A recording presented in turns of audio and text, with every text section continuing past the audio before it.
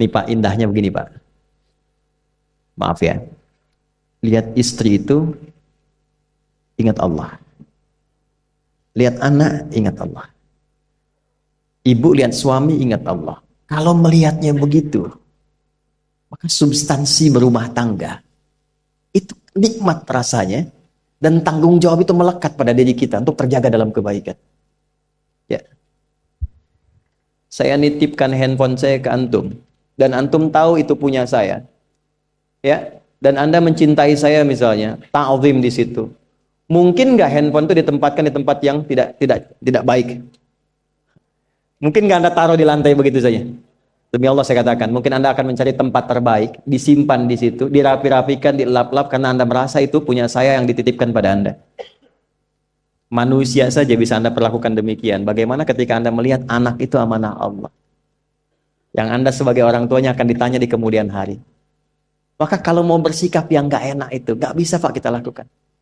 Mau bentak tuh nggak bisa. Mau marah tuh ditahan-tahan. Ya. Dan itu dijaga. Lihat istri sebagai amanah Allah itu beda caranya dengan hanya melihat kemanusiaannya saja.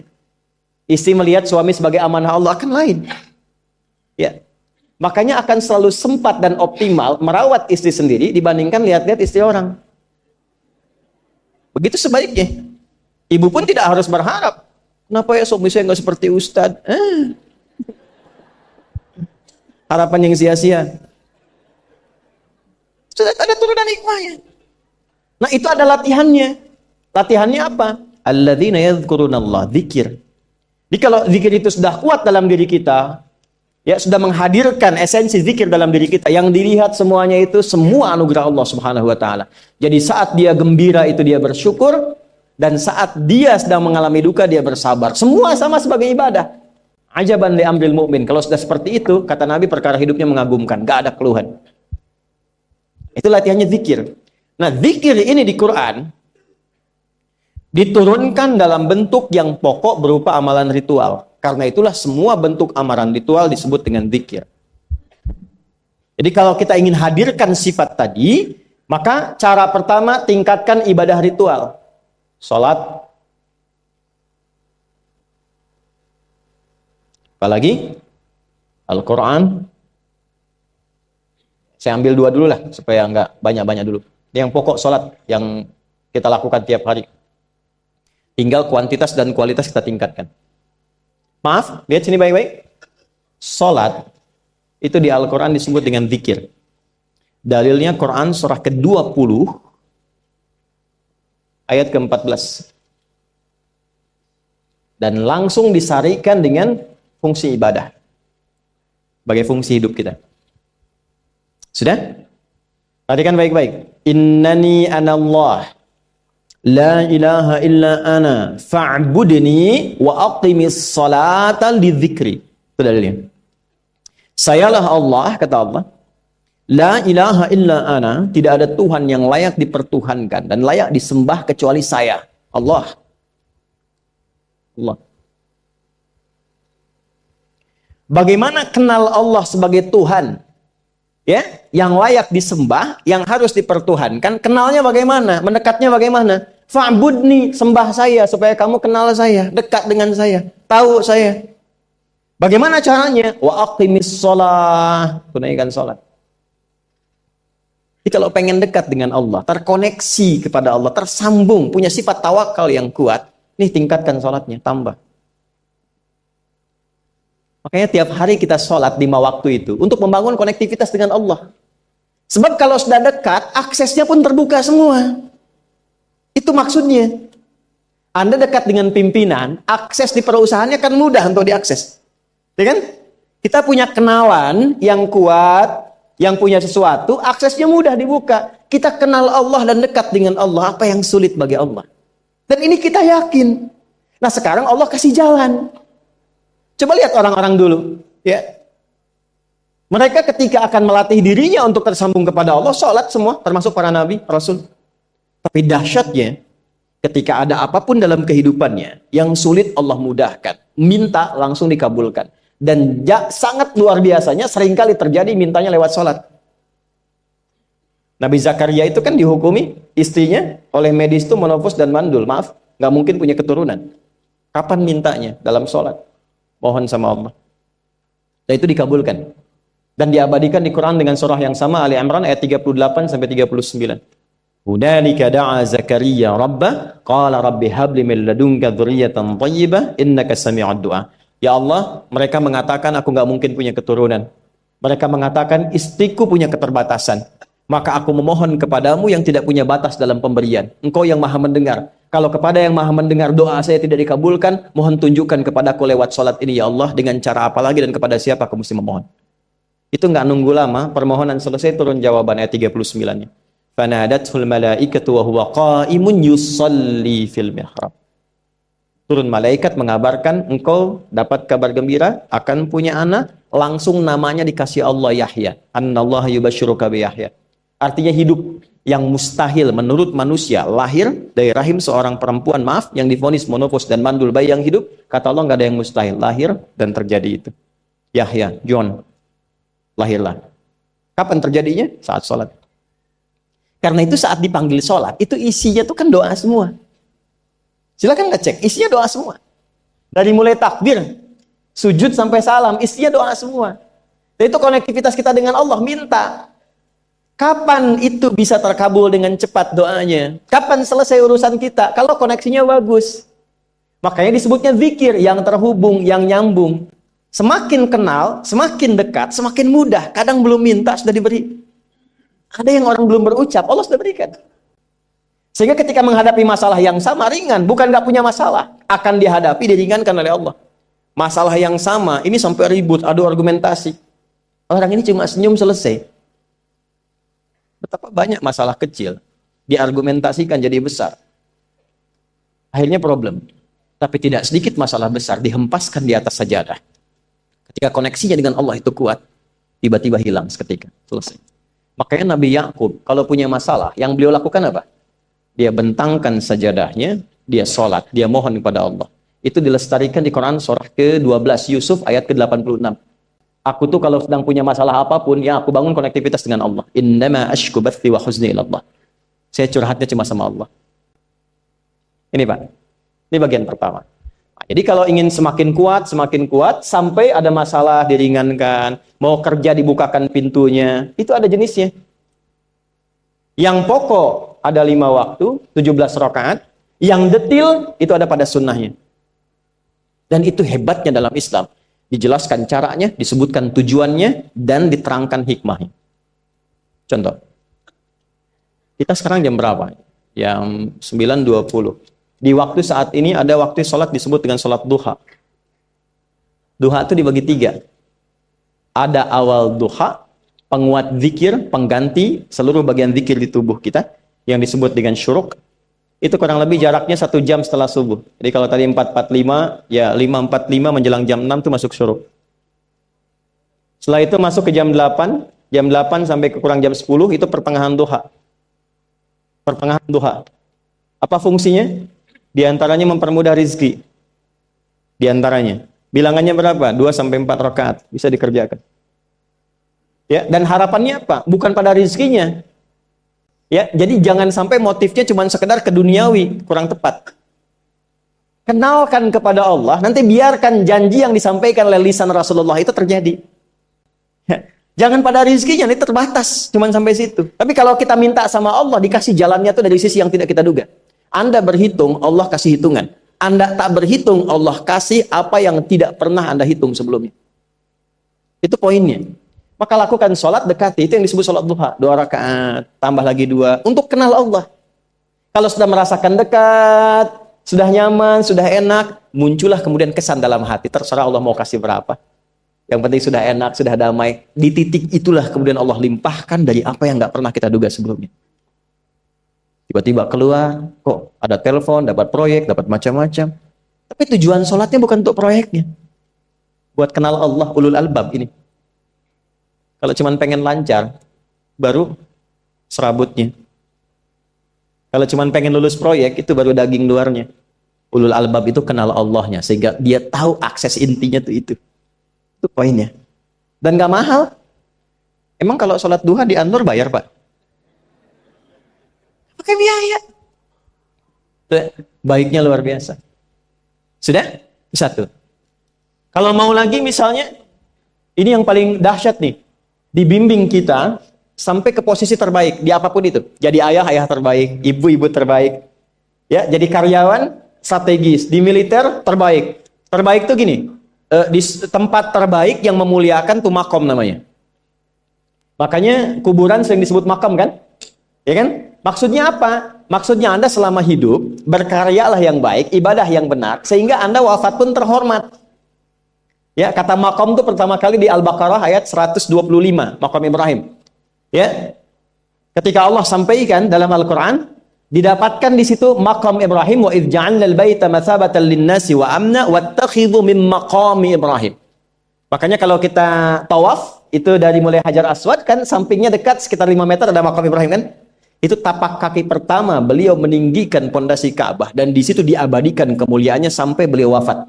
Dikenal sampai sekarang. Ya, setelah sekian abad. Jadi kalau kita ingin terhormat dan masih dikenang sampai kapanpun, itu makom namanya. Tapi ada cara yang lebih hebat. Anda di posisi itu, lawan pun mengakui memang Anda yang pantas ada di situ. Itu namanya makom mahmuda. Makom mahmuda. Siapa yang bikin urutan 100 tokoh paling berpengaruh di dunia? Siapa? Saya tanya, yang nulis siapa namanya? 100.000? 200.000? Dia mencari langsung di Google tuh. Lambat mas, waktu habis. Michael Chart. Dia yang nulis, maaf ya. Urutan pertamanya siapa? Muhammad SAW. Yang nulis itu muslim atau bukan? Kok bisa tergerak hatinya untuk menempatkan seorang nabi muslim di tempat pertama? Saya tanya begini, kenal Abu Jahal nggak? Ya Allah, makin siang nih nggak fokus nih. Saya kira cuma di Bengkali saja yang kenal Abu Jahal, sini kenal juga. Baik, Abu Jahal itu, apakah orang ini tidak kenal Nabi? Orang ini tahu, kalau saya sebut orang ini berarti kurang bagus ya. Kalau saya sebut beliau berarti baik ya. Abu Bakar saya sebut beliau, Abu Jahal orang ini. Maksudnya Abu Jahal. Apakah orang ini tidak tahu kalau Nabi itu mulia? Nabi unggul. Nabi hebat kan? Jadi mengakui sebetulnya Nabi unggul. Dan gulat dengan Nabi itu dalam olahraga kalah. Dia tahu Nabi itu kuat. Ya. Di dalam cinta juga tahu Nabi paling unggul. Abu Jahal melamar Sayyidah Khadijah ditolak, Nabi nggak lamar, Sayyidah Khadijah minta dilamarin. Ya. Dari sejak itulah dia nggak mau tahu semua yang dari Nabi, pokoknya semua harus jelek. Walaupun dia tahu itu baik. Nggak kenal, sampai nggak menanamkan pada dirinya nggak ingin kenal kebaikan Nabi. Nggak ingin kenal pada sesuatu, itu jahlun namanya. Jadi kalau ada mbahnya yang paling bodoh, yang nggak pengen tahu, itu Abu Jahal namanya. Maka sejak saat itu orang ini disebut dengan Abu Jahal. Tapi Abu Jahal pun itu meyakini kebenaran, kekuatan Nabi, cuman karena iri saja. Gitu. Tapi dia nggak bisa nolak. Menilai seseorang di tempat terbaik yang kita nggak bisa nolak dan mengakui memang dia orang yang terbaik, itu namanya maqam mahmudah. Tahukah Anda? Jalan untuk mencapai maqam mahmudah itu nggak akan mungkin kita dapatkan kecuali mendekati yang punya semua maqam, yaitu Allah Subhanahu wa taala. Dan jalannya lewat sholat. Itu lewat sholat. Tapi karena ini levelnya istimewa, tingkat tertinggi, ya prajurit pengen jadi komandan terhebat yang diakui, nggak ada orang nyoal. Di kepolisian pengen jadi pimpinan yang baik dan semua mengakui sehingga nggak ada yang nyoal. Di perusahaan pengen jadi pimpinan yang ideal, ya semua mengakui, nggak ada yang nolak. Itu maqam mahmudah. Jalannya apa?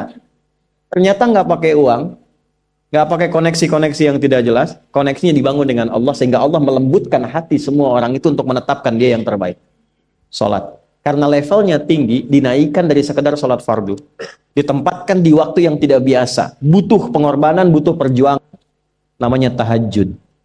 Turunlah Quran surah ke-17 ayat 79 sampai 81 itu. Quran surah ke-17 ayat 79 sampai 81. Ini poinnya.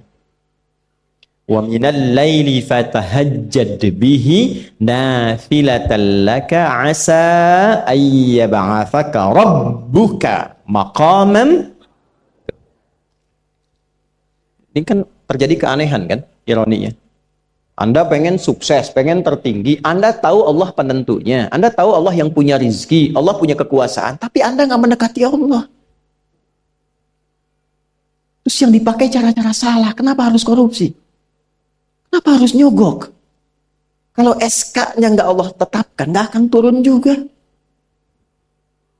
Dan sudah hukum, kalau ayah berbuat maksiat, itu anak istri pasti kena. Itu udah hukum. Makanya saya mohon deh, ya para ayah itu kalau mencari nafkah, cari yang benar. Kasihan anak Anda yang di SD. Harus berhenti sekolah. Maaf, bukan anak Anda, maksudnya anak orang lah. Kenapa harus korupsi? Maka ketika ada tawaran sogokan yang nggak bagus, tuh yang dibayangkan tuh itu bukan cuma proyek jalan dapat uang banyak, tuh anak-anak tuh bahaya. Ke sekolah disebut anak koruptor, sedih. Istri nggak sanggup keluar belanja. Pikirkan, itu sudah hukum. Sudah hukum. Anak juga begitu. Kalau mau berperilaku, ingat orang tua. Sebab ketika tidak baik, orang tua pasti kena. Anak di sekolah berantem, yang dipanggil siapa? Orang tuanya. Itu selalu terikat. Di rumah tangga itu selalu begitu. Karena nafas itu terikat. Semua saling mengikat. Babnya itu jelas. Nah, balik ke sini. Kalau ingin tingkat yang tertinggi, dekati pemiliknya Allah. Ini. Makanya tuh harus punya itu. Itu ringan kalau sudah punya itu tuh Allah. Saya punya Allah. Kita mau apa? Takut hidup. Nabi ditodong pakai pedang. Siapa yang menyelamatkan Muhammad sekarang?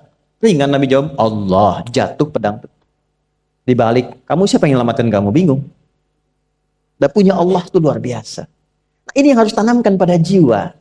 Punya Allah sebagai Tuhan. Kalau sudah dekat, kenal, baik dengan itu, akses mudah semua. Dan yang paling indah itu apa? Menerima apa yang Allah tetapkan. Hari ini nggak dapat, alhamdulillah.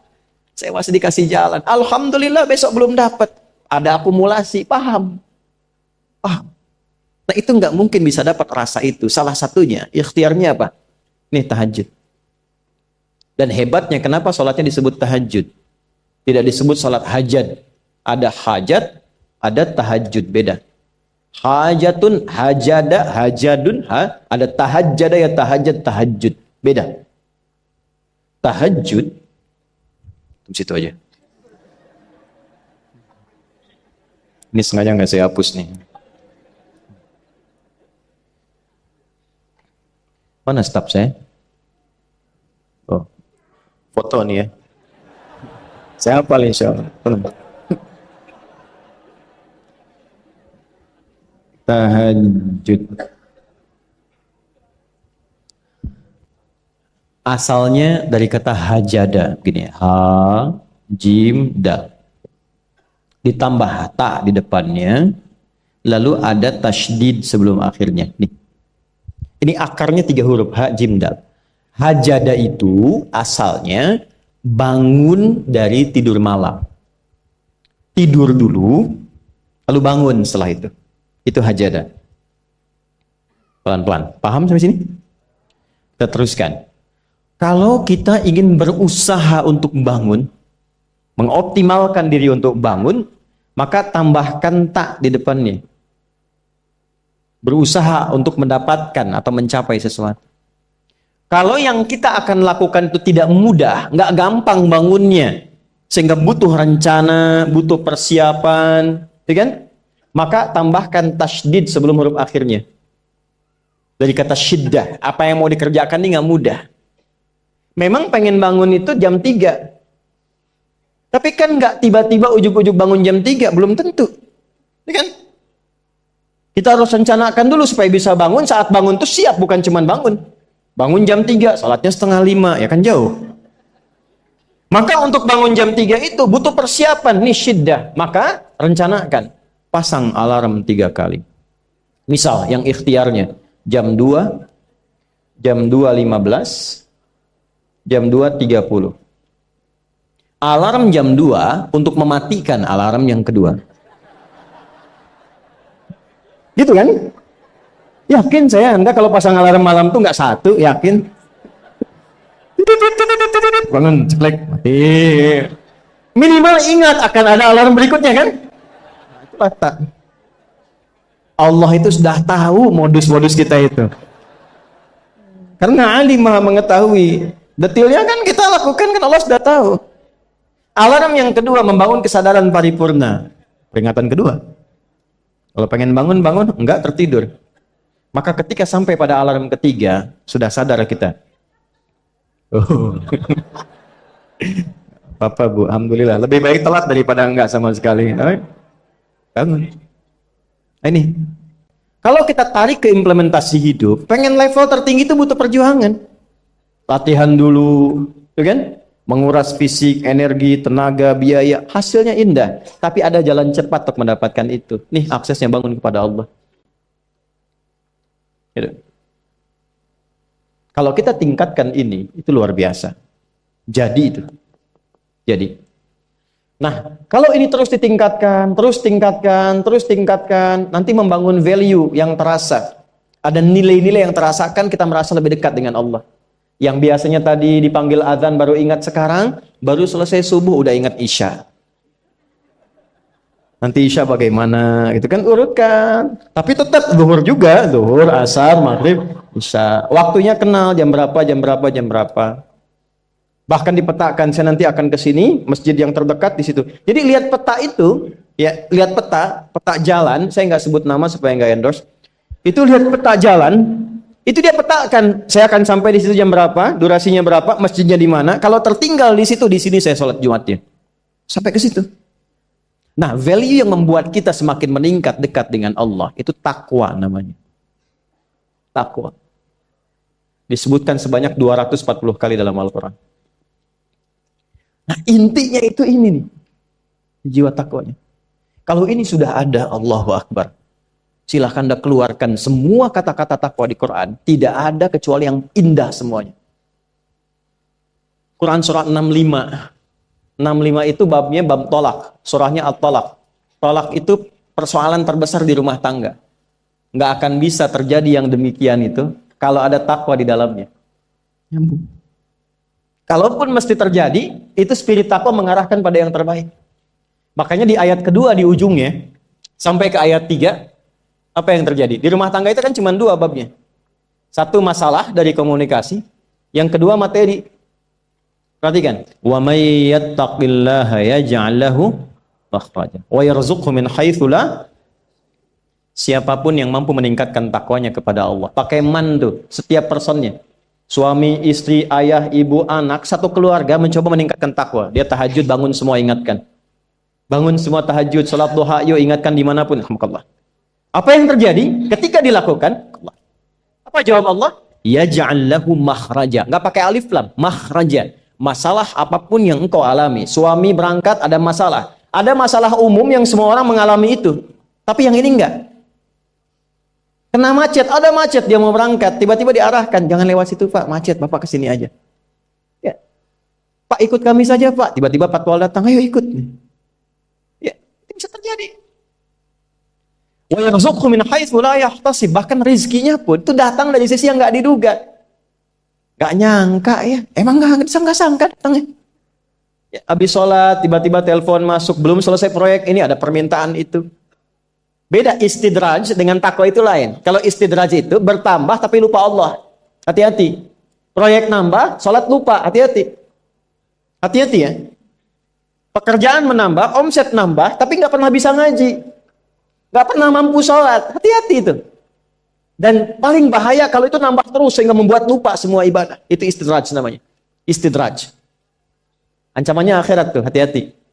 Segera ingat, segera ingat. Tapi kalau semakin nambah, semakin ingat Allah, itu anugerah.